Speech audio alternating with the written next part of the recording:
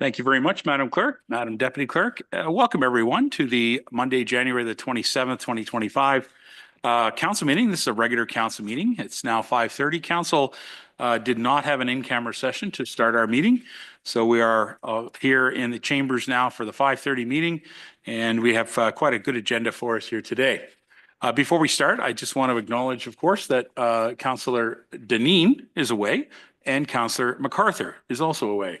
I would tell you that they're both representing us well, they're representing Clearview Township wherever they are. So they're just not here today, so good for them. But we do have a quorum, Madam Clerk, so we will carry on with the meeting. I'd like to begin our meeting by recognizing the First Nations, Métis, and Inuit peoples of Canada as traditional stewards and caretakers of the land. We acknowledge that Clearview Township is located within the boundaries of Treaty 18, the traditional lands of the Anishinaabe, Haudenosaunee, Tianotati, Wendat, and is the home to many First Nations, Métis, and Inuit people as part of an intricate nationhood that reaches across Turtle Island. At this time of truth and reconciliation, we welcome the opportunity to work together towards new understandings, new relationships, and we ask the Creator for guidance in all that we do. And as always, the land acknowledgement is delivered by myself as it's voluntarily done, and I'm very honored to do so on behalf of the Township of Clearview. Council will move on to our agenda.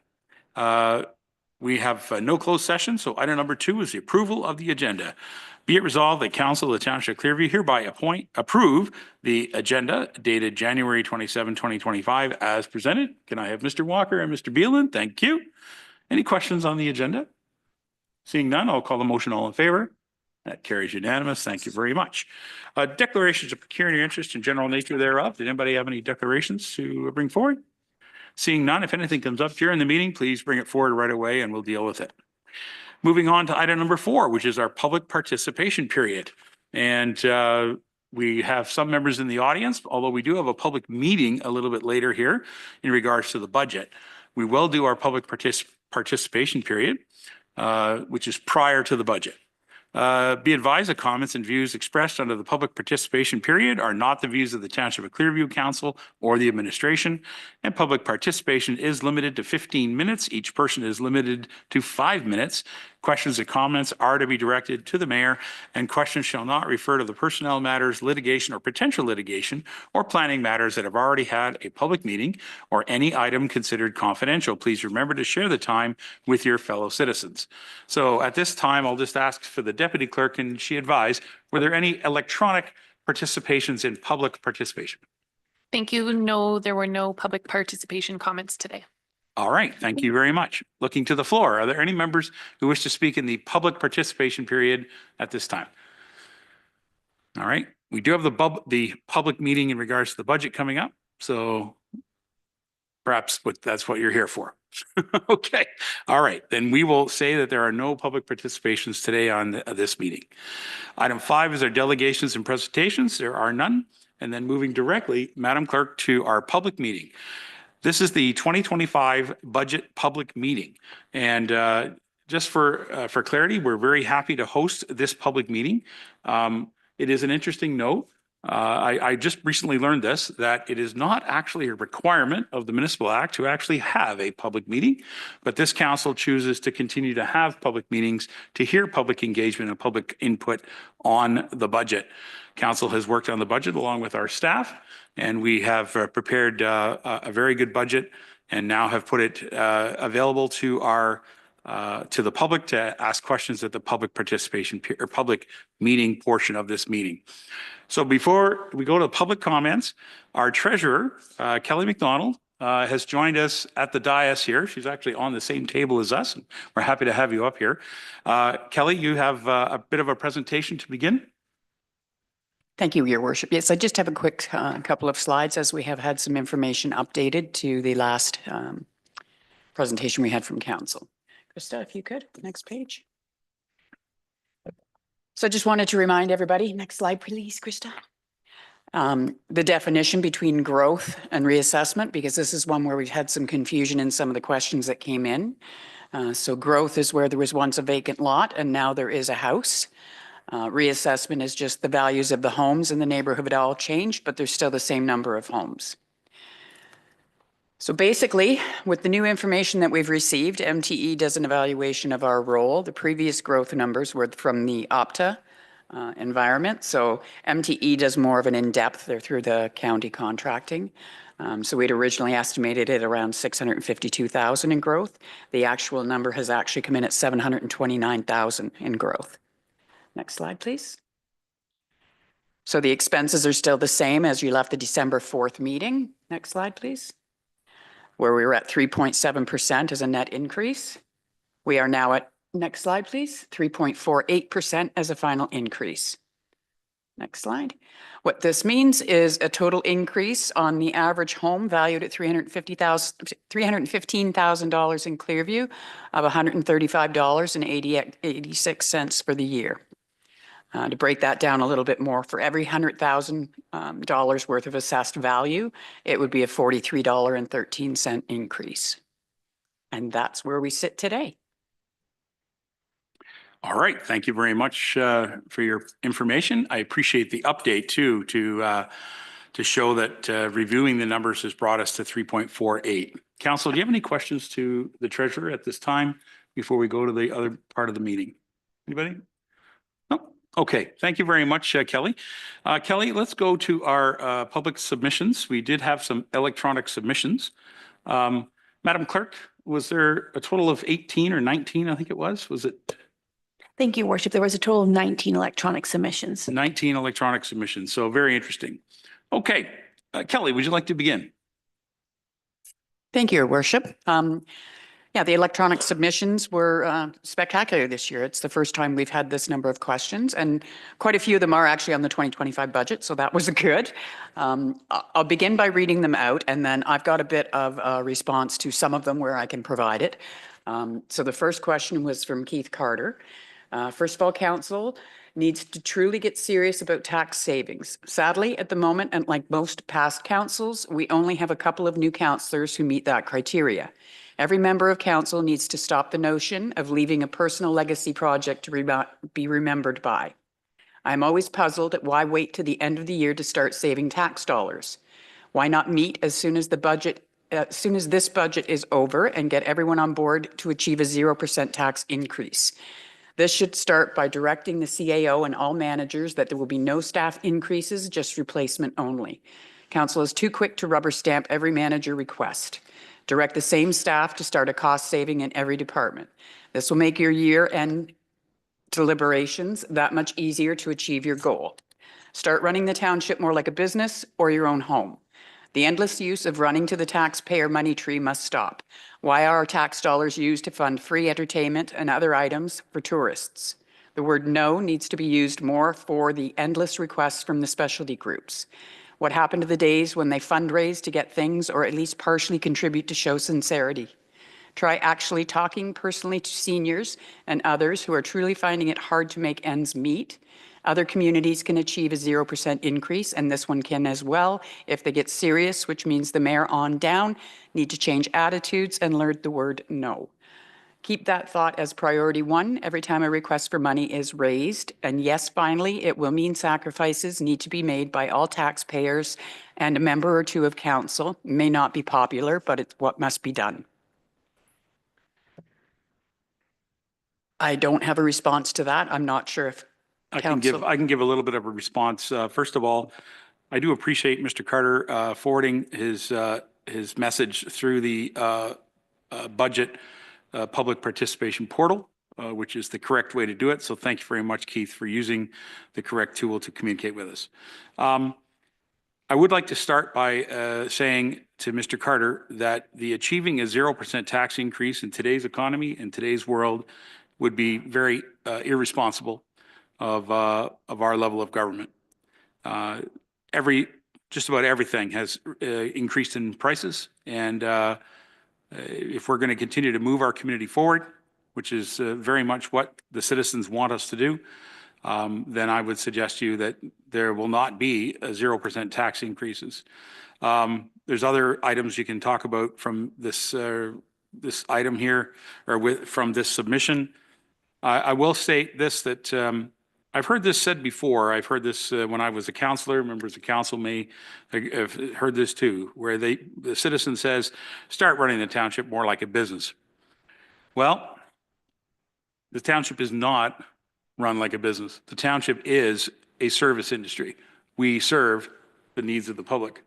That's what we do with tax dollars. That's how we use tax dollars to serve the public. It is not a business. There is no profit making nor decisions made on any type of profit making venture, but it's all based on service and service level requests. And that is what the township runs on. That is simply, it's a misnomer to take the municipality and call it operating like a business. We do certainly do good financial bookkeeping, which is very much like a business. We do good exchange with our constituents. We hear from the public on a regular basis. And we frankly have wonderful counselors here that are connected to all parts of this community. And so I'm very proud of the work that we do here. And that's about all I have to say to Mr. Carter. Mr. CAO, would you have anything you'd like to add? As you're mentioned in this a little bit, is there anything you'd like to add? Thank you, Your Worship. And it's often brought up that municipalities should run like a business. And I believe they're speaking from an efficiency perspective, that they want us to be as mindful as possible. On like a business, we have to strike a balance in the community, and we also have to treat everybody the same. So a business could, for example, a customer could come in and they could give that customer a certain deal, and another customer could come in and they could give them a different deal. A business can do that. We can't. We have to treat everybody the same. And again, we're a service provider, and similar to what a lot of people are facing. And I think it's important to reflect that we do know that these are difficult times. The municipalities facing budget pressures as well, and inflation has impacted us, impacted a lot of our services. So we actually do try to keep if the increases are necessary, we try to keep them as low as possible and not tax needlessly. So that's really the approach I think council has taken. Fair enough. Thank you very much, Mr. CAO. Ms. Treasurer, would you like to carry on with our next question? Thank you, Your Worship. The next question is from Dave Witzka. In the 2024 budget brochure on page 81 and 82, there was information on outstanding loans and proposed loans, funding for loans. Yet in the 72-page 2025 budget brochure, there isn't any. Why? Mr. Witzka is comparing two different packages. The package he's looking at from 2024 is the complete budget package. That's usually the one that council directs me to prepare when I'm doing the tax rates. This one was just a package put together because we did have quite a bit of interest in the budget, so I wanted to give them a little bit more of something with meat in it to review for this meeting. So that's the difference between those two. The next question again is from Mr. Witzka. In 2023 budget, the line item titled Hall AODA renovations, a figure of 5.75 million was posted. Fully debentured, meaning mortgage. In 2024, the line titled Hall AODA renovations figure was 6.25 million was posted. Again, a higher taxpayer funded mortgage. In 2025 budget, no such figure is posted. Why and how much? The reason there is no such figure posted is because this council determined that the first two halls were done. They were going to put a hold on doing any further of these AODA renovations, I believe with the hopes that some grant funding was coming through from the province. So there is no number there. There is nothing scheduled. So next question again is from Dave Witzka. He'd like to talk about the Klondike Park water line. In September of 2022, as per the township bid website, bids ranging from 23 to 28 million were posted, and yet the project was stalled. Jumped to March 2024, and as per local media report, price jumped to 42 million. Now an eye-watering 71.8 million as per the 2025 budget. And where's the $350,000 management fees from 2024? And at one point, there was a taxation cost that were not DC charges as per 2024, and now it states development charges are 100%. How does the tripling cost in 3 years get covered by DC charges if they were available at the start? Why wait so long? What Mr. Witzka needs to understand is this is a development-driven project. If the developers do not come forward with funding options for these projects, they don't happen. It has nothing to do with whether or not the township stalled on this project. It most certainly did not. As far as the amount that was being funded from taxation, in the previous development charge regulations, it was required that a township pay 10% of these projects. That is no longer a requirement. So that's why that is 100% fully funded from development charges. Again, with the Klondike Park waterline, again from Mr. Witzka, can you explain the anomalies in the KPR final well development, 779,840, same as 2023? Why? KPR debt charge of 440,764, again, same as 2023. Why? KPR water main and well site, 9,062,413. This is new, not in either 2023 or 2024. I'm not quite sure what the question is, but again, this project is 100% growth driven. If the developers don't come forward with a funding solution for these projects, they don't go forward. We do, however, have to keep them in the budget, pending any grants that become available. If they're not approved projects in our budget, we can't apply for the grant. That makes what makes it shovel ready. So again, from Mr. Witzka, how much did the blue bench on the rail trail cost? Was it procured under the sole source non-emergency section by the Parks Department? I'm not really sure how that has anything to do about the 2025 budget, but I honestly don't have a number for that. If you don't mind, I'd like to go to Mr. Vachon. Perhaps he can help us with that discussion about this this bench that Mr. Witzka continues to bring this bench forward. So. Thank you, Your Worship. Just going based on memory, I think the bench costs about just under 3,000, like 2,800 plus tax. And I know there was multiple quotes that was achieved back then. Yeah, I think that included the concrete work and everything. Correct. Yeah, so it's not $10,000 as he's been, telling the public. It's not the case. Yeah, if I may, Your Worship, the bench was part of an overall project that was $10,000. That included a variety of benches through township. There was a bunch of items including that 10,000. But for that specific bench that Mr. Witzka is referring to, yeah, I think it was just under $3,000. Yeah. Thank you. Thank you, Kelly. You can continue with. Oh, look, another one from Mr. Witzka. Thank you. Again, from Mr. Witzka. In the 2023 budget, there was 100,000, which quickly jumped to 140,000 for the roof and lights over the new Lowell Pavilion or new Lowell Ice Sports Pad. Where did that money go? So when projects like this are funded from a reserve, this in particular was funded from the tax stabilization reserve, and they don't move forward, the only thing that happens is that money doesn't come out of the reserve. It stays in the reserve. So if the project ends up taking over the next year, the money is still available for it. So again, for Mr. Witzka, in the 2024 budget, there was a 90,000 for a Centennial Park Bridge replacement. Where did that money go? So for projects that are funded from taxation, what happens if for whatever reason they're delayed? We bring an information report to council and get approval to move that money into what is called a budgeted items reserve. That will then come out of that reserve in the following year to be used for that particular project. So the money doesn't disappear. It doesn't get spent on other things. It gets spent on the specific project that was approved by council. It just may happen in another year. Again, from Mr. Witzka. Why does the community garden need a maintenance shed for $10,000 when one was also budgeted for the same amount in 2023? I believe it was the gazebo that was budgeted for in 2023 for $10,000. But this second shed has been requested to store the volunteer program supplies. Right now, they're currently being supplied in the same shed as the maintenance supplies. And this is considered a health and safety concern with very limited space. Again, for Mr. Witzka, why does the Parks Department need another enclosed trailer for $20,000 when the 2023 budget showed an enclosed trailer for $15,000? Or is this existing trailer with the damaged checker plate being replaced?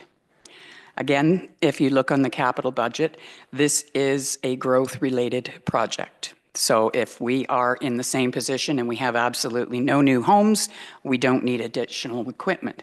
If we have 500 new homes with 500 new people, we need that equipment in order to maintain the service standards. Again, if we don't get the growth, the project doesn't go forward.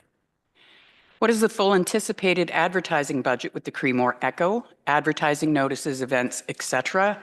Considering there has been zero notification 3 weeks prior to this budget meeting, I wonder if the cost is valid. Again, that was from Mr. Witzka. And I believe our CAO was going to speak to this. Mr. Ferguson, please. Thank you, Your Worship. So the entire budget, there was a previous budget with the Creemore Echo for approximately $15,000 that I think started back in 2018 or 2019.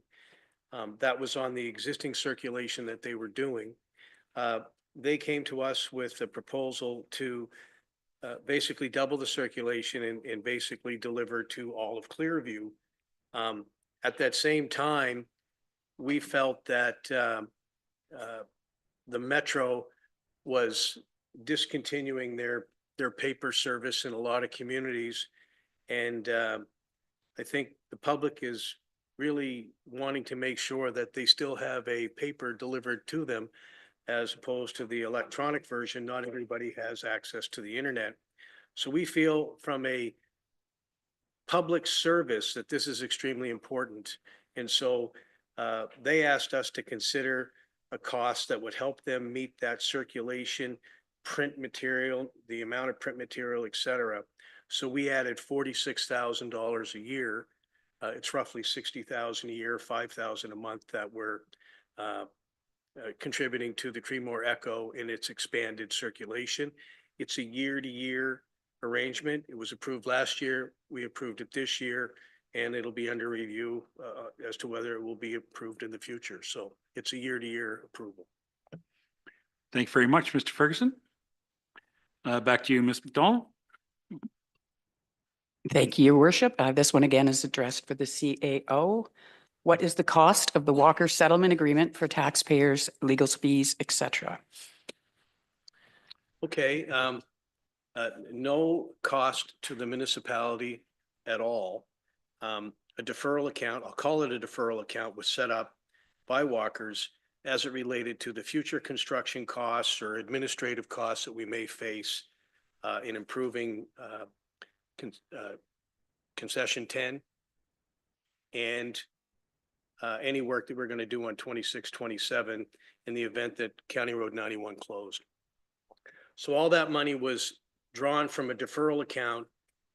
When we finally lost the position with the NEC, Walkers knew the situation we were in. Even the NEC said we proceeded in good faith. Somebody was basically appealing our position. It wasn't a legal case per se, but more of an appeal of a decision of the NEC. Ultimately, Walkers did not require us to pay that money back.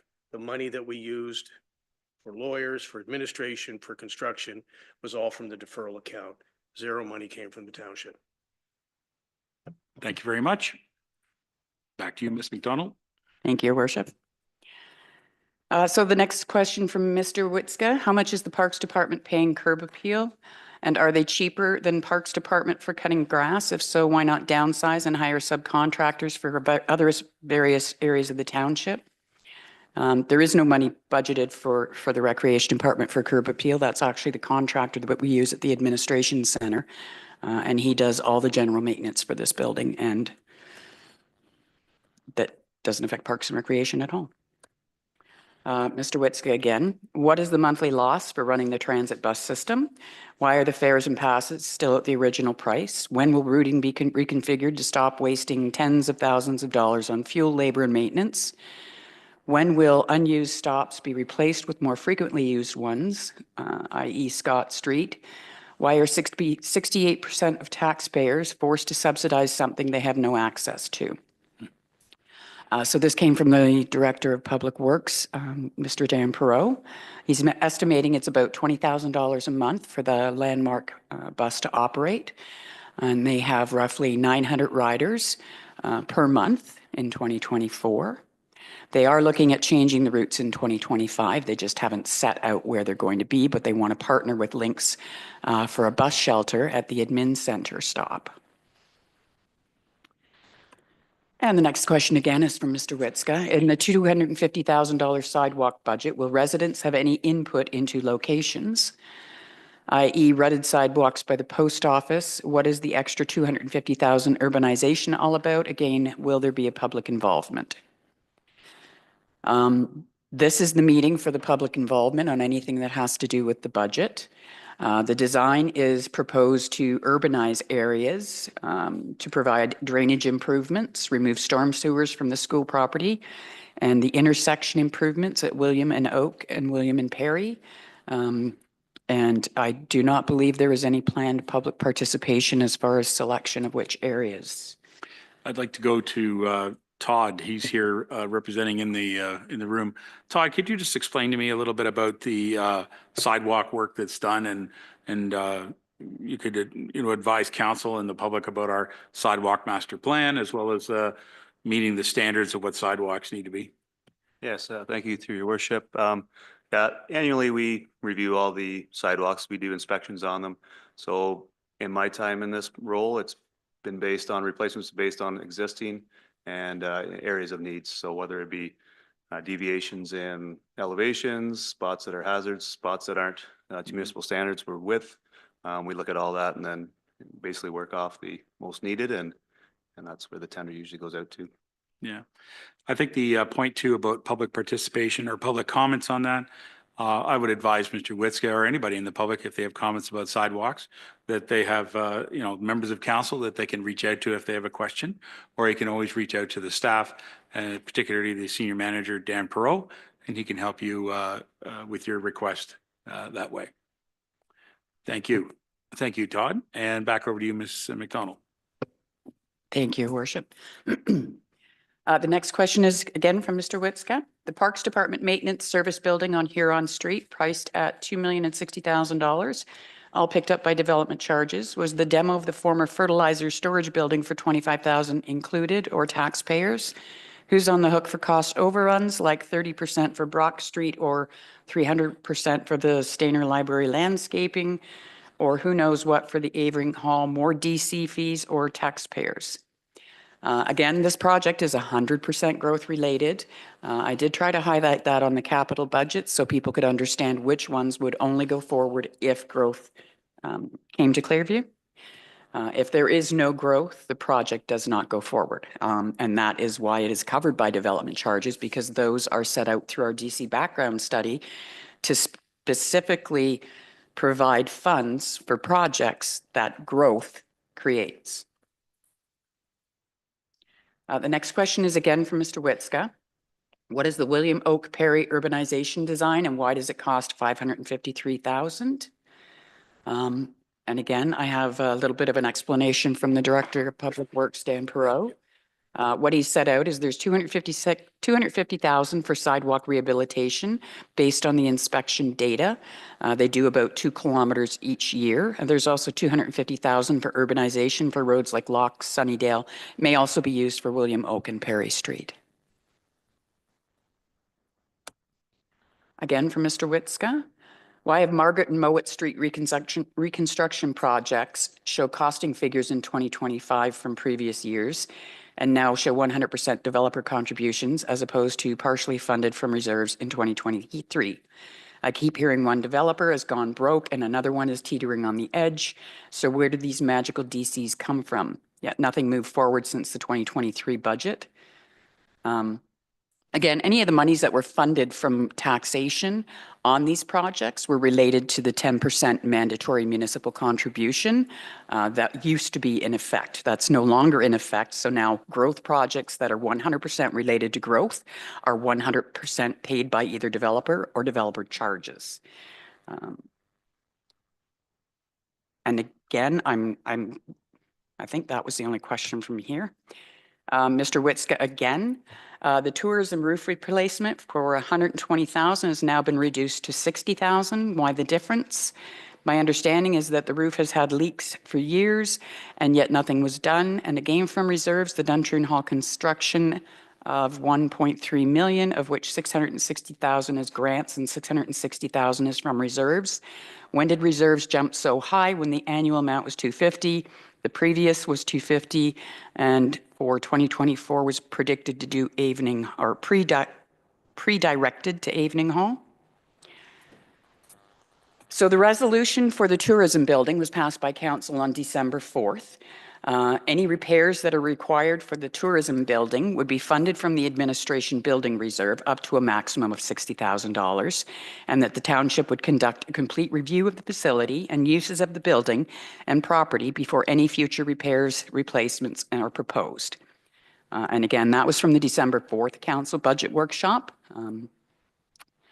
As far as the Duntroon Hall construction, that's one of the AOD projects that actually did receive grant funding, so it has been pushed forward into the 2025 budget, 660,000 from the grants and then 660,000 from the hall renovation reserve. Again, from Mr. Witzka, what is the financial breakdown for the purchase of the former Stainer Care Center property, and will the cost be to retrofit and renovate the interior? All right, I'm going to go to the CAO on that, as that project, while we announced that terrific project, the property has not closed at this time, so it's still in a matter of flux. Is that right, Mr. CAO? That's correct, Your Worship. Yes. Would you like to comment on the question?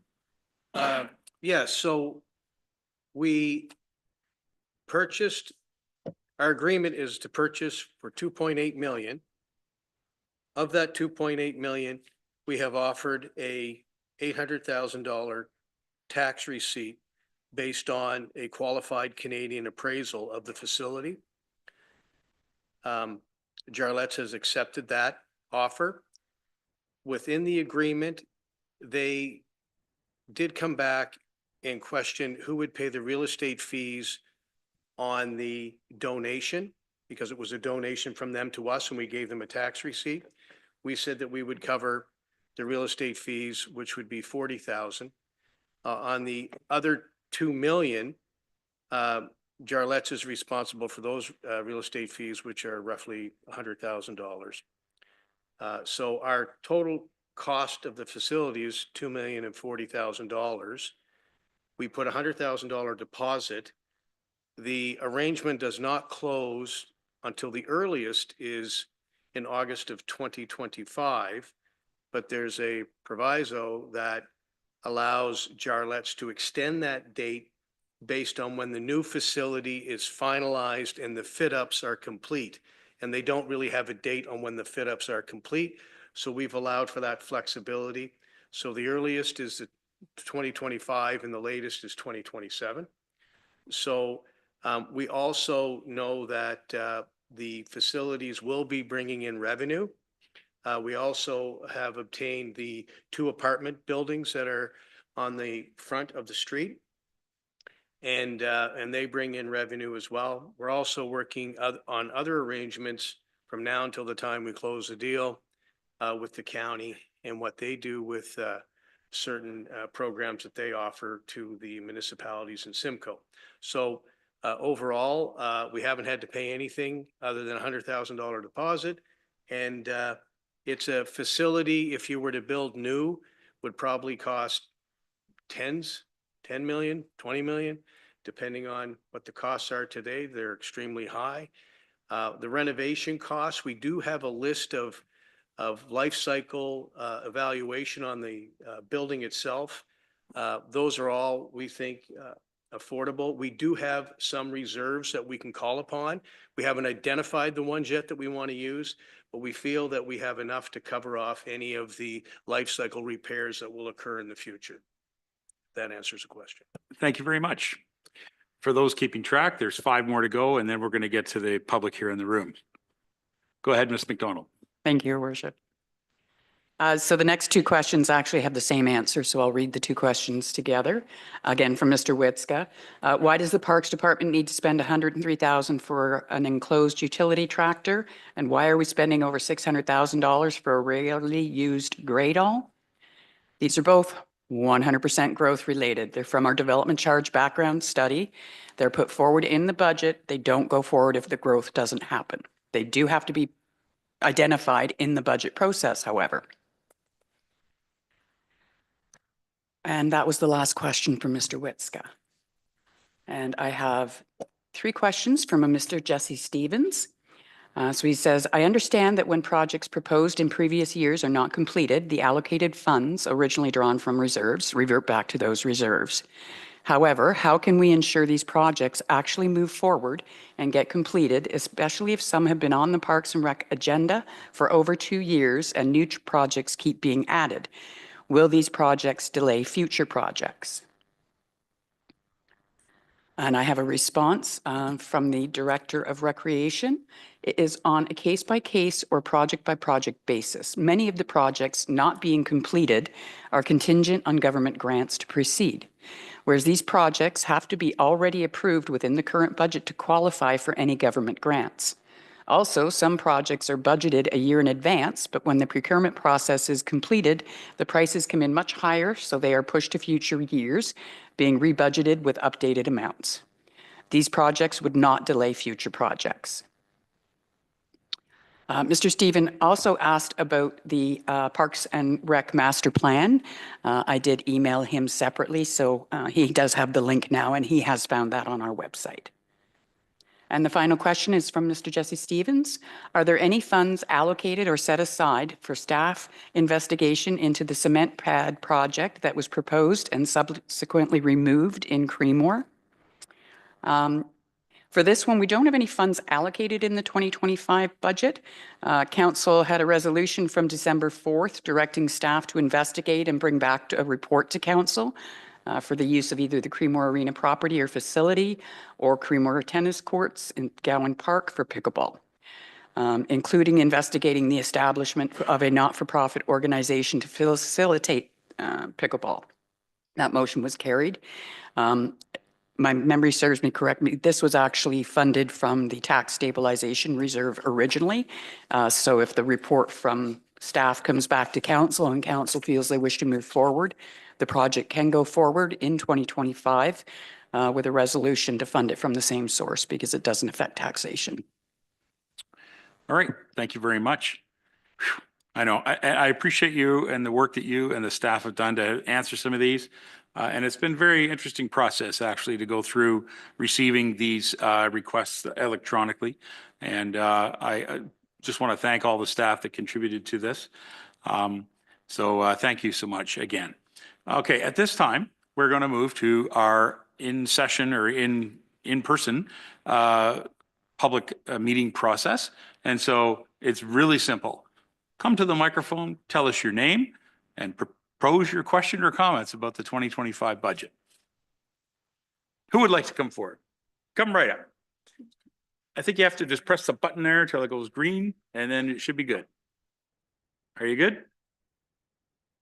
Yes. Hello. Hi. How are you? Sure. Tell us your name, and then you can ask your question. Thank you, Your Worship. My name is Sean Bell, and I'm the current sitting chair of the Creedmoor Farmers and Craft Market. I was notified today that our funding for our music program, our weekly music program, has been cut this year. I'm just curious as to the thought process behind that, and if I could appeal to council to reassess that. All right. My comment would be that it was a motion of council that was brought forward. It was debated here at the table and voted on. I appreciate your ideas for bringing forward as a something for reconsideration. If you just take a second and go to our director of public work, or sorry, our director of parks, Mr. Vachon.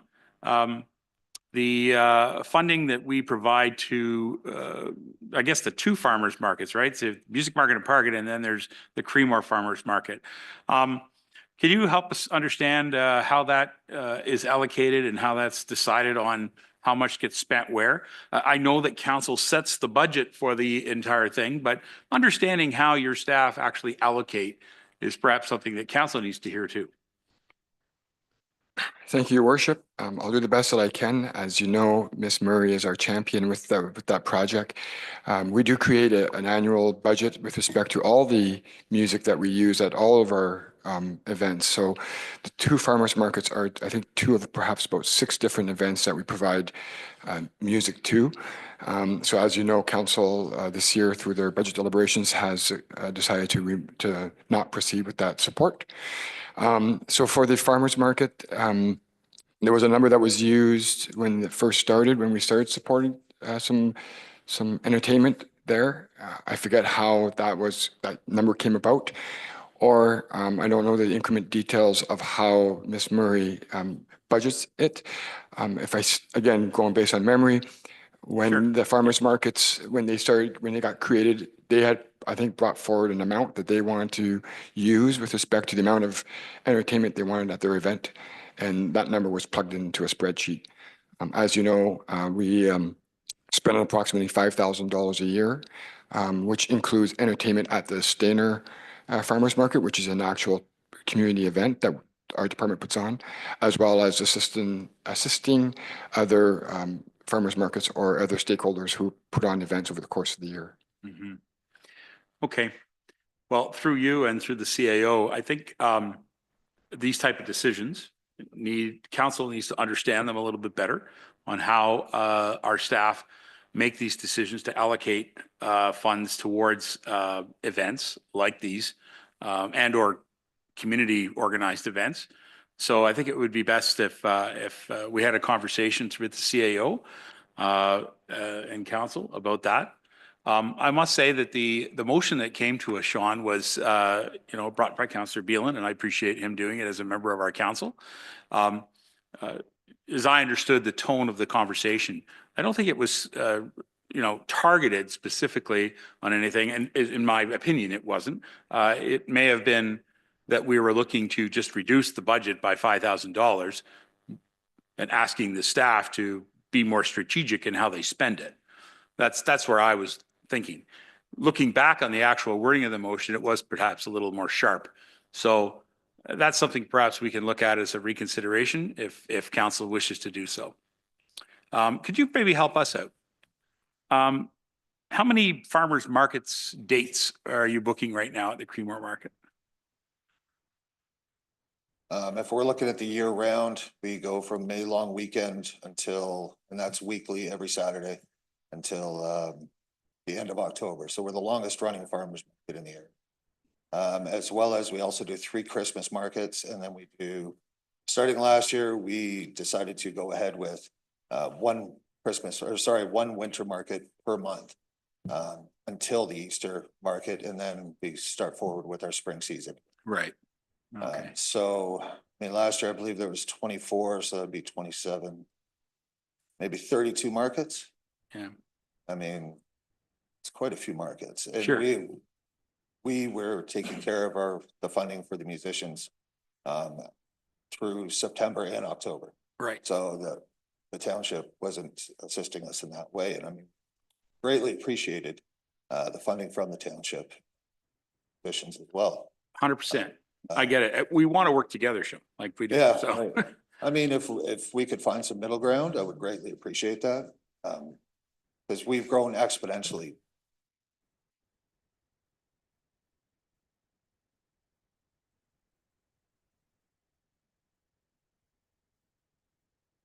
Okay.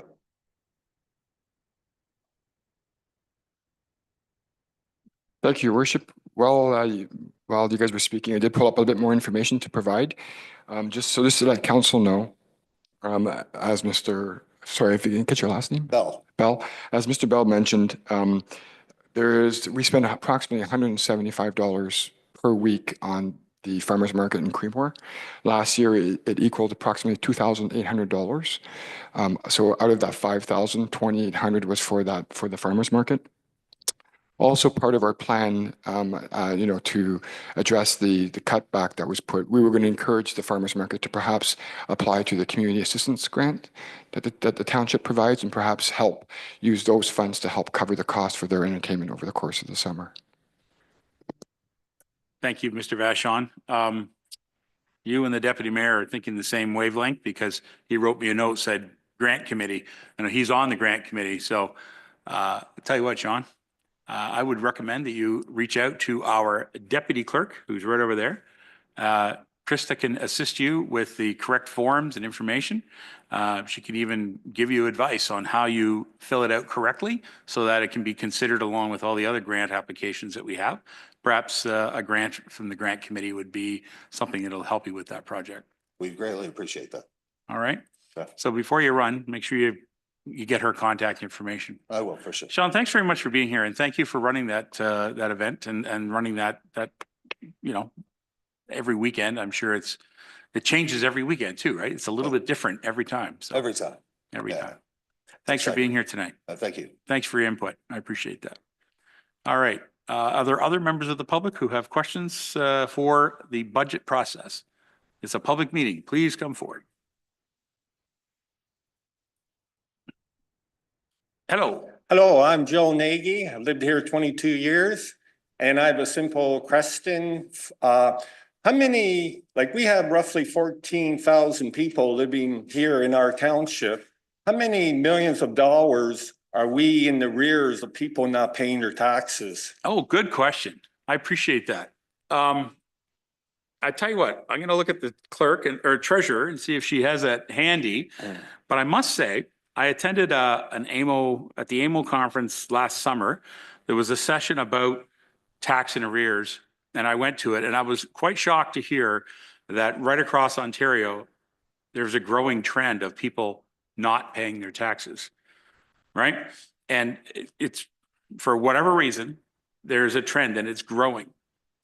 I know that I've looked at this number a few times. I haven't asked it in a while. So this is going to be news to me as well, if Kelly can provide us with any information about our community right now. Thank you, Your Worship. Through you to the member of the public. Our current tax arrears is approximately $3.6 million. We do have a fairly low rate. It did get increased quite a bit when we started adding property standards invoices that hadn't been paid to it. However, we were on hold with our tax sale process through COVID. That has now started up again. So people who are in arrears for more than 3 years go on to our tax sale process, and that helps us collect the property taxes. But currently it is at about 3.6 million. And I have another secondary Sure, question. please. Since we have over $3 million in taxes in the rear, if council comes up with a game plan with the help of staff, and if we can recover some of this money, that could reduce our 3.4% increase. Very much so. So Yeah. I just want to bring this to the table and because we can put this money in our money chest and we can, really help us out. You have to, I get it. And I'm going to go to Kelly, our treasurer here in a second, but I want you to think about this, is that the way the municipalities work in Ontario, if there is taxes owed on property, somewhere in the future, it will get paid. Meaning that even if if they lose their property and get sold in a tax sale, that the tax sale plus the taxes in arrears has to happen before it can get transferred ownership. So that's the challenge in Ontario, is we have to remember, is that it's the properties that owe the tax money and the ownership changes. So, sometimes you think that, they're the person who owns the property. Yes, they do. They own it until they sell it, and somebody else now has to take on that responsibility, right? So that's one of the tricks that goes on out there, is people sometimes walk away from their properties and they still have tax in arrears. So in Ontario, it will get collected eventually. So let's go to Kelly. Kelly? Thank you, Your Worship. Yes, property taxes are 100% collectible. They're guaranteed by the property value. So these are probably one of the safest receivable you could ever have. The problem with sort of what you've suggested is these property taxes, they've already been taken into income in prior years, and that's made up those years' budgets. Collection of these receivables doesn't have anything to do with the current tax rate increase for 2025. It would have to be, we'd have to research which year these would apply to, but these have already been taken into account in previous years. I'm hoping that makes sense in my financial speak. But yes, there is no fear of not collecting them. The other point I'll make too is the auditors who look at our municipality every year, independent auditors, they note that in their report annually to us, the, not collected tax dollars. They also will note things that aren't collected, if there's payments for something that's in arrears as well, they'll also note for that. So nevertheless, it's a good point.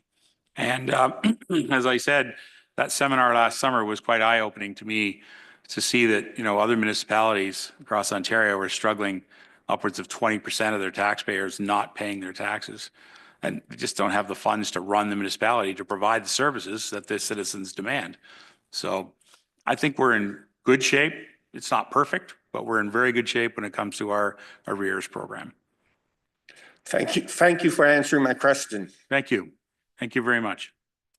And at that, I would look across our audience and ask if anybody else would like to ask any questions. All right. So the public meeting portion, I'm not just going to close it at this very minute because I will give councillors any opportunity they have to ask questions to any of our staff from any of the information you've heard so far and some of these answers.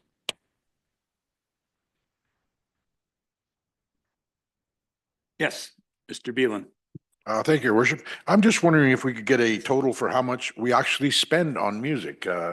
It was, I think those reports just listed miscellaneous, so we have no idea how much we spend on it. It's not that I was trying to curb the development of music. I just think we could be more strategic on when we have music. We don't need to have music at each and every event. Some events run better without music, in my opinion, as do several other people that have come to me and said that. That's why we reduced the budget by that $5,000, not knowing, I'm guessing that we spent $50,000 on music. I'm not even sure. It'd be nice to know. I think that brings up a point, and that's something for the CAO and the treasurer to consider.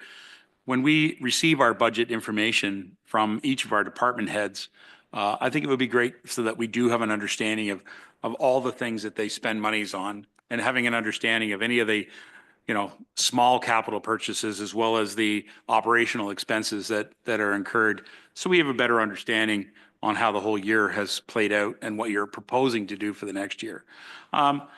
Again, it's not like we don't need to know, how many shovels you bought in the works department, guys. We don't need to know that. What we do, I think it's important for us to know, where we spend, this type of money that we see being spent in our community, and yet we hear people in our community asking us, why are we doing that? So I think it was back to the point about the strategic, decision making on how we spend money. So thank you, Marty, for bringing that up. Madam Clerk. Thank you, Worship. I think it's important just to kind of reiterate what the motion was passed at the December 4th meeting. Although the initial discussion started with music, the final motion passed was that council remove from the 2025 budget $5,000 for items at the discretion of the Parks and Recreation Department that is funded from the Tourism, Advertising and Promotion budget, Community and Special Events budget, and the miscellaneous budget. Because I think that same conversation happened about music and how much was being spent on that, not having final numbers. So they left it at the discretion under those three budgets for Parks and Recreation to reduce overall.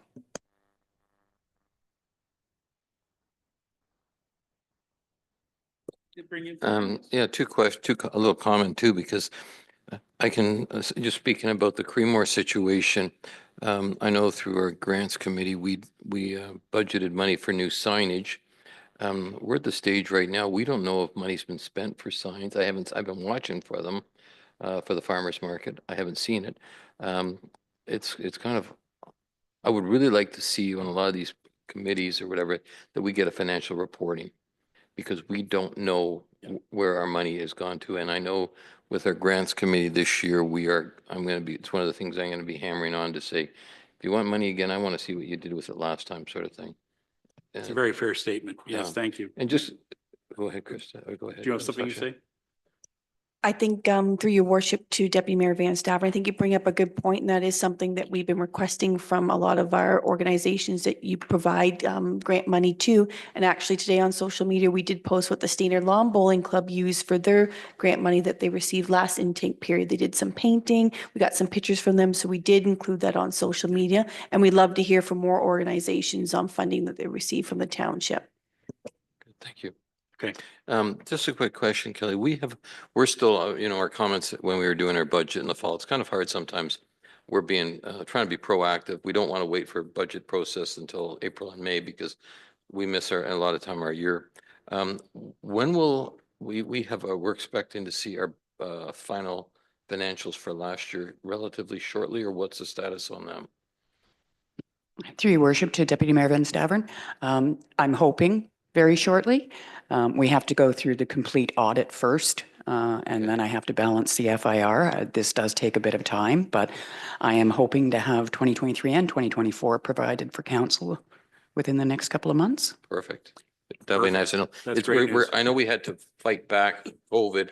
Now we're going to be proactive to it. And I think that's going to help some of our decision-making process. But I'm sure Sasha, watch for more public participation and that people are aware what they did with their money. So Thank you very much. All right, members of council, one last time, nothing further? All right. At this time, I want to close the public meeting, and I'm going to thank our treasury.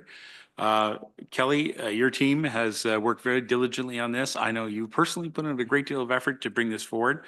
I can also appreciate that you have spent a lot of time working with each of our senior managers to make sure that their department information is correct and presented to council on time.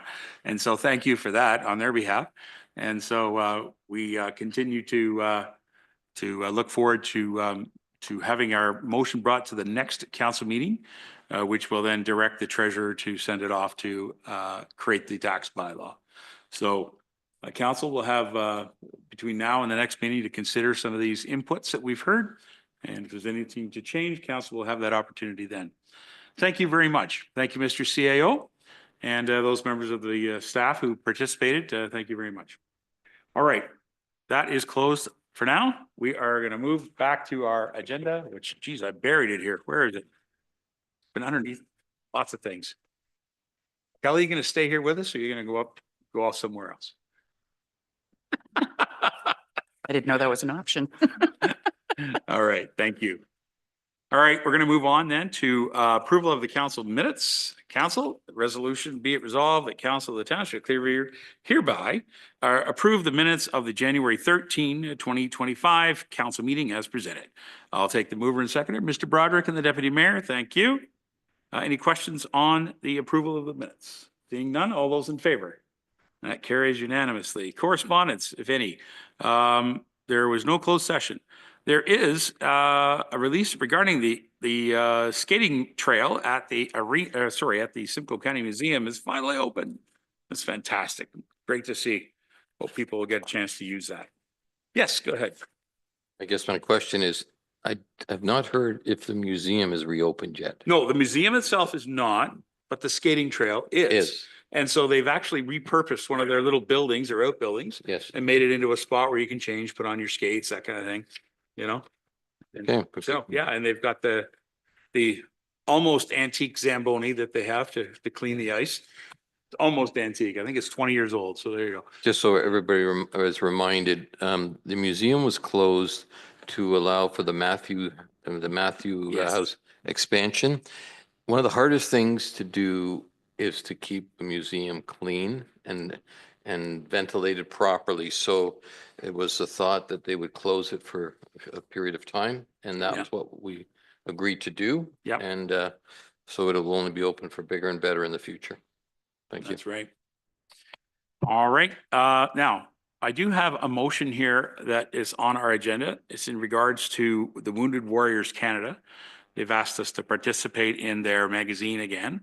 And so I have a resolution here, and then council can discuss it, amend it, pass it, as you wish. Okay? The recommendation says, whereas the Wounded Warriors Canada is a nationally recognized charitable organization that provides essential mental health and support services to Canadian Armed Forces members, veterans, first responders, and their families. And whereas the Wounded Warriors Canada magazine provides an opportunity to raise awareness of the municipality's support for this vital cause while contributing to its continued success through sponsorship. Therefore, be it resolved that Council of the Township of Clearview hereby approves the sponsorship of a quarter-page advertisement in the Wounded Warriors Canada magazine at a cost of $495 plus HST from the Council Public Relations account. And be it further resolved that Council be directed to coordinate with the Wounded Warriors Canada to finalize the design and content of the advertisement, including updating the township logo. Is there a mover and second? Mr. Walker, would you like to move that? Mr. Beelan, thank you very much. Anybody want to discuss it? Is there any questions on it? Yes, go ahead, Paul. So just to get a better handle on it, this is just putting an ad in a magazine that goes across Yeah. Canada. Absolutely. And is it privately held or is it does the military own this magazine themselves? They have nothing to do with the actual military of Canada. They are the Wounded Warriors. They're a charitable organization. They're charitable, okay. Charitable organization, but they raise obviously programming about mental health and support services. They've been involved with charity work around our community and around Simcoe County for a while. This came to the clerk and myself, and so the clerk asked me, we should just put it on the agenda and see if council has any questions. So, okay. Any concerns? I was just trying to recall just one other thing. Yes. Did we deal with anything, was one of their organizations in regards to the use of the Brentwood Hall? That was called Boots on the Ground. That's Okay, that's a that's different totally organization, But which, yes, that's a different, Okay. similar kind of organization. Boots on the Ground are more in regards to the current first responders, police, fire, ambulance. Okay. That's who they generally work with. This organization is focused more towards the veterans that have returned from service to the country. Make sense? All right. Marty, did I see you? Yes, go ahead. Thank you, Your Worship. I don't know where I seen it, but I have seen their ads. I don't know if it was in the Legion magazine or whether that Wounded Warriors magazine was at the Legion, but I have seen it and it looks pretty good. And my question is to Kelly, do we have enough in the account to cover that, or do we have to pocket some money up amongst council here? That's a good question, actually. I don't get access to this account either. So Kelly, how much is in that account? Thank you, Your Worship. Through Councillor Phelan, I'm pretty sure you don't have to reach into your pocket just yet. I believe we can cover this funding. I do have a report coming in February that does outline the request of council to have sort of detailed outcoming of that expense account for the year. So Thank you very much. All right. Anything further? All right, we've got a motion in front of us with a mover and seconder. I'm prepared to call the motion. All those in favor? That carries unanimous. Thank you, council. Thank you, Madam Clerk, for getting this on our agenda too. All right, at this time, we're going to go to our council reports. And just to break with tradition, I'd like to start with a report for council and for the public. Council, I received a very welcome phone call this afternoon from MPP Brian Saunderson. And MPP Saunderson has advised me that we are the successful recipients of a grant from the province of Ontario. And there will be an announcement given tomorrow, Tuesday, 3:30. All of you have been invited. And I believe staff sent out a notification to the staff involved. And this announcement is to do with water for our community. So you know, and we all know that there has been a great deal of stress and concern about water and the availability of water in Stayner, whether it be for secondary suites to help meet some of the housing needs in our community or whatever, but there, and then the future growth of our community. So there is an announcement. I will leave it to MPP Saunderson to announce it, but I've been given permission to announce it at this time because the Ministry of Infrastructure sent out a press release late this afternoon to advise, frankly, all of Ontario, and we are listed on that press release. So that's all I'm going to say at this time, but I want you to know I'm very pleased and hope to see you tomorrow afternoon, and hope to see Mr. Saunderson make quite an announcement on behalf of Clearview Township. Thank you. Now, my arrow is turned towards Mr. Walker. You're next. Thank you, Your Worship. Just not a whole lot, but on the 14th of January, we had an accessibility meeting. 22nd was library, and then today we had the official opening of the Mullen and Mullen Mortgage Architects on the main street of Stainer. And I just say welcome to Stainer and welcome to Clearview. Absolutely. Thank you. Mr. Beelan.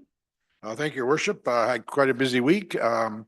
First, I attended Roma. I thought it was really good. I sat in on some good workshops, one called Sustaining Democracy, which really interested me. It's about explaining how voter turnout is going down and down, fewer people running, more people being acclaimed. And I think we need to, I don't know, help encourage a better election next time. So we'll see what we can do there. January 22nd, there was a Station on the Green meeting, all is well. And at night, there was a Climate Action Committee meeting. I thought it went really well. We're setting some goals and we'll work towards them. January 25th, I attended the BIA Awards Dinner. It's the first time I ever went to it, and it was very enjoyable.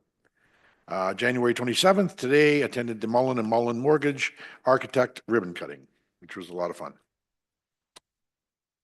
Thank you very much. It was a very good Roma conference, and it was enjoyable to be there with you. Paul, would you like to go next? I'll go last. How about Mr. Broderick? Johnny Broderick, how are you?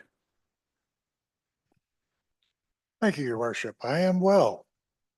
On January 4th, I attended the Clearview Chamber of Commerce Executive Meeting, 17th, the Sunnydale Hall Board Meeting, the 19th to 21st, the Roma Conference. Also on the 21st, the regular Chamber of Commerce meeting, the 22nd, the Clearview Library Board meeting, and on the 25th, attended the Clearview Chamber of Commerce Awards evening, with a special thanks to Mayor Measures, our local MP Terry Dowdle, and Steve Kassar from the office of our MPP Brian Saunderson for participating and enhancing the awards. Congratulations to all of the award recipients and nominees. On the 27th, also attended the grand opening ribbon cutting for Mullen and Mullen Mortgage Architects on Main Street in Stainer. And tomorrow will be the Creemore BIA meeting.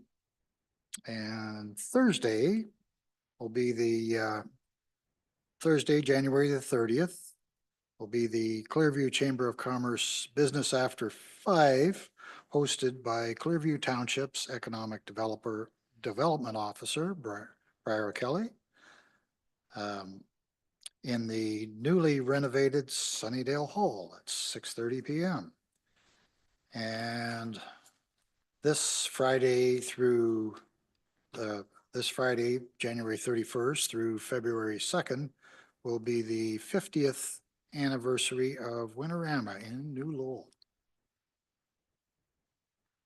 That's it. That's all. I'll look forward to seeing you there at many of those events. That's great.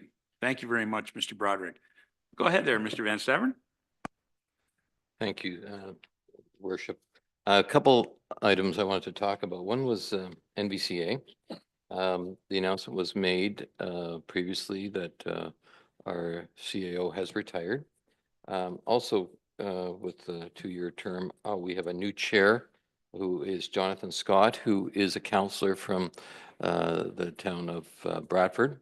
And he has been our deputy chair up until now. And he is, I have a lot of respect for Mr. Scott. He's done a good job. He's presented himself a couple times at County Council. And I look forward to working with him. Gail White, who was the chair, has stepped back to the vice chair, actually. And so it's going to be interesting. There's a lot of new momentum there, and we're going to be working towards a lot of changes. So anyways, there is an ad out right now, the posting for the new CAO for the NVCA. Number one. Number two, I just wanted to talk a bit about the county. As many of you are aware, we had a vote at our last meeting 2 weeks ago in regards to reducing the size of county council. So at present, we get 2 representatives from the county or from the township that from each municipality go to county council. And from there, we elect a warden and a deputy warden. However, there is 16 municipalities, 2 representatives each making up a committee of 32. The council has voted at this time to reduce the size to 16 plus a full-time, we'll call it a warden for now. It may be described later as a chairman. But I explained at the last meeting that this item, if it proceeds further, will be coming to this council as is required a triple majority vote. So we explained that a bit last time. So the wheels are in motion. We will be bringing it forward. We will be talking a bit more. We will be at county council tomorrow. So there will be some more discussion about that. And Doug, I don't know if you wish to speak any more about that, but it's going to be an interesting, there's a few more interesting things going on with that. Today we did attend the Mullen and Mullen mortgage opening, and actually the daughter lives already in Stainer. The mother Donna lives in the beach and is going to maintain an office there. But we have it was a great reception. They were very receptive. We had, we'll say, the team out there today, which was nice. So welcome to Clearview. I think that's all I have to offer, except we will be seeing everybody at Sunnydale Winterama, and we're looking forward to some activities going on there. That's right. Thank you. It reminds me, we all need to remember to buy our buttons, right? You have to get your button to participate and, you know, be there. So make sure, I think they're available at the front desk out here if you wanted to get one. Council, thank you very much for your reports. I have only 2 quick items I want to bring forward. First of all, you mentioned the Roma conference. It was a very good conference. A lot of very good speakers. Chantal Hebert, who you may know through her work at the Globe, but also as a column or a speaker who's regularly participating at the on CBC's The National. She was a terrific keynote speaker who delivered some very, very good comments about reporting on how, frankly, what she sees is going to happen with our relationship with the United States, the federal government's, you know, possibility of going to an election there, and then a potential election in the province of Ontario. She spoke a lot, and she spoke about all over the country. She used great examples. Chantal Hebert was just, it was surprising. I honestly thought it was going to be kind of a boring keynote, but she was terrific, and actually spoke about the value of good reporting and value of good reporting and good reporters, and not to be, you know, you have to give them experience, and that's what she was really keen on that. So I was very pleased.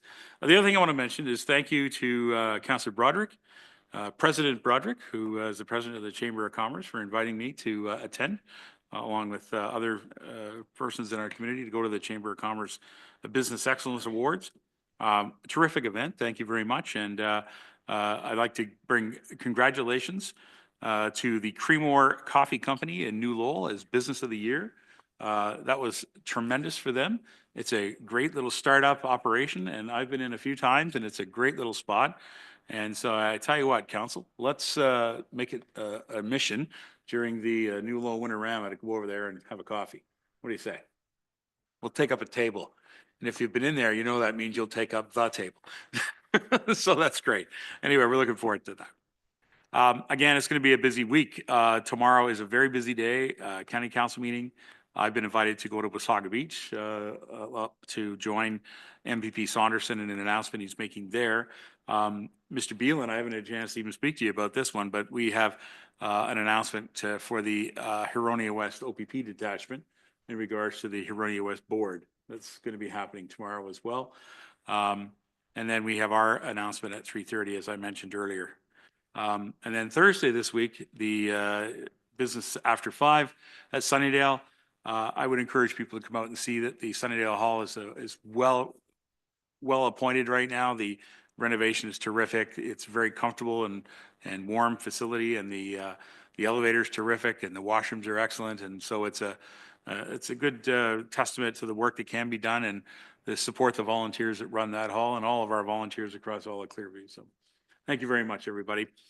Okay, we're going to move on in our agenda to our reports at this time. We're going to start with finance. I think we've got a couple in here. We've got the Sand Dome borrowing annual repayment limit, and then we've also got a cash handling. So first one, recommendation be it resolved, the Council of the Township of Clearview hereby receive report FIN 003-2025, the Stainer Sand Dome borrowing dated January 27, 2025. Item 1, the council authorizes the treasurer to apply for a 5-year loan with a 20-year amortization period with the TD Bank for the amount of $2,957,000. Okay, mover and seconder, Mr. Broderick, Mr. Van Staveren, thank you. And Kelly, would you like to speak to this at all? This is a project that was budgeted for through development charges, and it's now complete. So we are just finalizing the loan for it, which will then make the loan payments through the development charges. Perfect. Thank you very much. Any other questions from the members of the council? Seeing none, we have a motion in front of us. I'm prepared to call the motion. All those in favor? That carries unanimous. Thank you. The next one is cash handling policy. Recommendation be it resolved that Council of the Township of Clearview hereby receive report FIN 004-2025 cash handling policy update dated January 27, 2025 for information. And mover and seconder, that'd be Mr. Walker. Thank you, Mr. Beelan. And is there any question, or Kelly, would you like to speak to that? Thank you, Your Worship. I brought this report forward to council just because there seemed to be a bit of a bit of confusion around the whys and the details of what was actually happening. So I tried to outline it as detailed as I could. This was never meant concession stands were going cashless. This never meant events were going cashless. This was strictly for user groups that were coming in with large sums of cash, paying for ice rentals, and honestly, sometimes handing them to after-hours students working. So it's a horrible practice. It's been flagged by our auditors year after year, and we've been racking our heads, myself and Mr. Vachon, to try and figure out a way to do it. And we finally have a software program in place that accepts all forms of payment other than cash. But again, we're still more than happy to take cash at the administration center. Perfect. Mr. Vachon, do you want to add anything to this? It's very much focused on your department, so go ahead. Yeah, thank you, Your Worship. And yeah, we fully support Treasurer McDonald's report that she's provided. Yeah, and just to add a bit more context, we're talking sometimes considerable amount of money, like somewhere between $5,000, $6,000, $10,000 that we could have, within our safes. A lot of times, up to 4 people will handle this cash by the time it actually gets to our bank. So there's a lot of risk involved. So these measures that we've put in place are to mitigate that risk as much as we possibly can and have the cash just come here to Town Hall to be paid here in process with the process that they have in place here. So our staff was really looking forward to this to help protect them because, they're also fearful of handling that much cash at their desks or in front of other folks. So this is a really good positive step forward. I want to thank the Treasurer's Department for handling this for us. Thank Getting you. a lot of thanks tonight. Well earned. Members of council, any questions? Yes, Mr. Walker, you can go first. Thank you, Worship. Is there an opportunity to expand this policy to other areas? I'm thinking of small halls Yes. who handle money. Various people handle that money and volunteers are always there. And that changes year after year sometimes. So I'm just wondering if this would be an opportunity to expand it to that avenue as well. Ms. McDonald, do you have thoughts on that one? Through your worship to Councillor Walker, we are working on it. We have provided portable interact machines that they can use at events. Most of the small halls events, you actually have to buy your tickets online. So that we are doing our best. Sometimes it's unavoidable when there's a $2 entry fee or there's cash bars. But again, anything and everything that we can think of to make things safer for employees, volunteers, and the user groups themselves, we're trying to implement. Mr. Beelan, did I see your card? Yes. Go right ahead. Thank you, Your Worship. I know this clears up a lot of confusion that people had because cash is still legal tender. And I'm just wondering, are there regular groups that pay by cash so we could send them an advance notice saying you can still pay by cash, but only at the admin center? Or do we know of any groups like that? Let's go to Terry on that, perhaps. Terry? Yeah, thank you, Your Worship. I was hoping you're going to come to me first.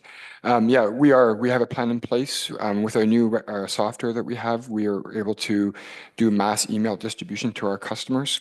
We already know that there are two or three specific groups who have historically brought a lot of cash to our table.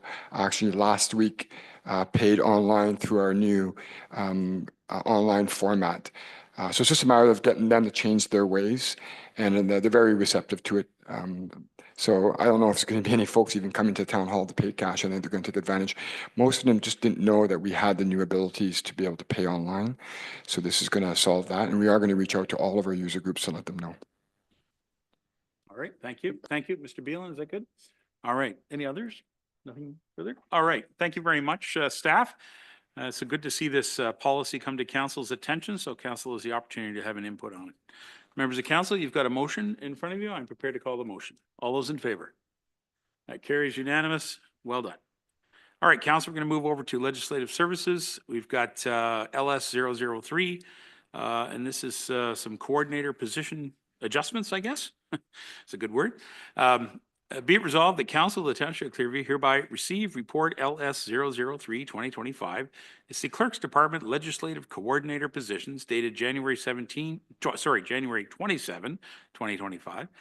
And that Council supports renaming the position of Committee Coordinator and Records Management Coordinator to Legislative Coordinators, recognizing in either records or committee boards. Item 2, that both positions be placed in Band 5 of the Township Pay Grid. Mr. Deputy Mayor, would you move that? Yes, Mr. Broderick, thank you. Madam Clerk. Thank you, Worship. In October, when the committee coordinator position became vacant, it allowed us the opportunity as the department to look at our structuring and our workload and how we could better deliver our programs, not only to the public, but internally as well. We're looking at a more robust records management program and also more robust volunteer program for our committees and boards. So instead of having those two positions as separated positions, we looked at ways that they could collaborate and kind of split up some of the duties so that we could have like a two-prong approach from the department. So we're looking to change the positions to legislative coordinators specializing in their specific areas, but also crossing over and providing assistance to the other specific areas. This will reduce the amount of night meetings that the one position would be taking on each month. Currently, it could be up to 7 night meetings a month based on our 15 committees and boards. Majority of them do like to meet at night. So when we can split up those duties, we don't have to have a flex schedule, which wasn't helpful in recruiting potential employees to that position. Makes sense. Yeah, so we're feeling that this would be another robust way to look at the clerk's department and provide better services to our volunteers, as well as our records management program. Thank you very much, Madam Clerk. Anybody from council have any questions? No questions? All right, well done. Thank you for doing this, and thank you to the HR department as well for helping to sort this out as well. Members of council, you've got a motion in front of you. I'm prepared to call the motion. All those in favor? And that carries. Thank you. Going to move over to our bylaws and bylaw 2508. It's the 2026 municipal and school board election voting methods. Recommendation be it resolved that bylaw 2508 being a bylaw to authorize the use of alternative voting methods, internet and telephone, for the 2026 municipal school board election and school board election be presented and read a first, second, and third time and finally passed the 27th day of January 2025. All right, Mr. Beelan, thank you. Mr. Walker, thank you. Any questions? Yes. Can I get clarification on what telephone voting would be considered? Madam Clerk? Thank you, Worship. For you to the Deputy Mayor, it's exactly what it sounds like. You pick up the telephone, you dial it, it's usually a 1-800 number, and you do your voting through the telephone system rather than online. So it is a longer process rather than online because you have to listen to all the prompts and what numbers to press for the different candidates. The uptake on telephone voting is not high. However, it comes free of charge with Simply Voting. So we don't pay any extra to have this. It's nice to have that as an extra fallback if internet voting becomes That's okay, thank you. That was my next question because we're going with simply, or we passed the bylaw to utilize simply voting. And so this is part of it. We just have to authorize the use of this That's function. correct. Function. Okay, thank you. Yes, that's correct. We just call it the alternative voting method bylaw. If for some reason our vendor falls through, we're not specific to one vendor in the bylaw. We're just specific to that alternative voting method. Okay. Any other questions? Council, you've got a bylaw in front of you. I'm prepared to call the bylaw. All those in favor? Bylaw carries unanimous. Thank you. Okay, we're going to appoint members to our Nottawa Hall Board here. Is that correct? Yes, here it is. Be it resolved that bylaw 2509 being a bylaw to amend Schedule A of the bylaw 22-101, appointing members to the Township of Clearview committees and boards, be presented and read a first, second, and third time, and finally passed 27th day of January 2025. Mr. Walker, thank you. Mr. Beelan, thank you. All right. And is there any questions? No? Seeing none, I'll call the bylaw. All in favor? That carries unanimous. I know that Councillor Deneen will be ecstatic. Thank you, Council. Records retention bylaw. Recommendation be it resolved bylaw 25-10, being a bylaw to establish a schedule of retention periods and to provide for the preservation and destruction of records of the municipality, be presented and read a first, second, and third time, finally passed on the 27th day of January 2025. Mr. Broderick, Mr. Van Stavern, thank you. Council, you have heard the bylaw. Any questions? Seeing none, I'll call it. All in favor? Bylaw carries unanimously. Thank you very much. Okay, notice of new motions and new business. I don't think there's anything on there. And so now we have the famous confirmatory bylaw. Bylaw number 2511 being a bylaw to confirm the proceedings of this January 27, 2025 council meeting be presented and read a first, second, and third time and finally passed the 27th day of January 2025. Mr. Walker, Mr. Broderick, thank you very much. All in favor? And the bylaw carries. Before motion to adjourn, please drive safe out there. And thank you to all of our Public Works plow drivers for keeping our roads clear. The snow has been quite impressive the last little while, so please drive safe, folks. Yeah, Mr. Broderick needs that. He needs it for his snowmobiles, I'm sure. But I want you to be safe. Motion to adjourn. Be resolved that the council meeting adjourn at 6:57 p.m. And that would be Mr. Beelan and Mr. Van Stavern. All those in favor? Thank you. This council meeting is adjourned. Thank you very much for joining us. Thank you to all the members of the public who participated.